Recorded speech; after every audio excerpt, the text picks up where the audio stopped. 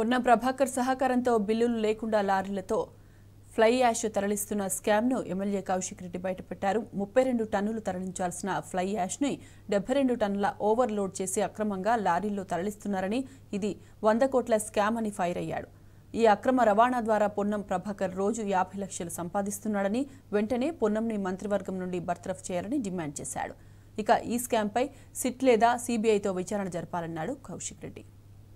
మొత్తము తెలంగాణ రాష్ట్రమే అతలాకుతలమయ్యే స్కామ్ ఇవాళ ట్రాన్స్పోర్ట్ మినిస్టర్ గారు పొన్నం ప్రభాకర్ గారు ఈ జిల్లాలో నడుపుతా ఉన్నారని చెప్పి సందర్భంగా మీ అందరికీ కూడా తెలియజేస్తా ఉన్నాను. ఇలా దాదాపు 100 కోట్ల స్కామ్, ఇది 100 కోట్ల పైచిల్కు స్కామ్. ఈ స్కామ్ ఏంటంటే ఈ ఎన్టీపీసీది, ఇది మీరు చూడొచ్చు ఇక్కడ ఈ ఫ్లై యాష్ని.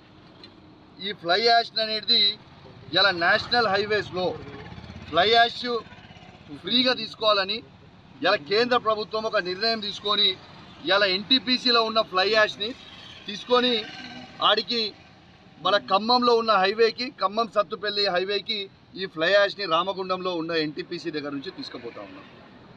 ఇలా ఒక్క లారీ ఎన్ని టన్నులు పోవాలి? ఒక్క లారీ కేవలం 32 టన్నులు మాత్రమే పోవాలి. కానీ ఇవాళ ఇది వే బ్రిడ్జ్. ఈ వే బ్రిడ్జ్ మీద ఇది వే చేస్తే అది ఓవర్లోడ్ అని చూపించేస్తుంది. కనీసము ఎన్ని టన్స్ ఉన్నాయని కూడా చూపించే పరిస్థితి లేదు.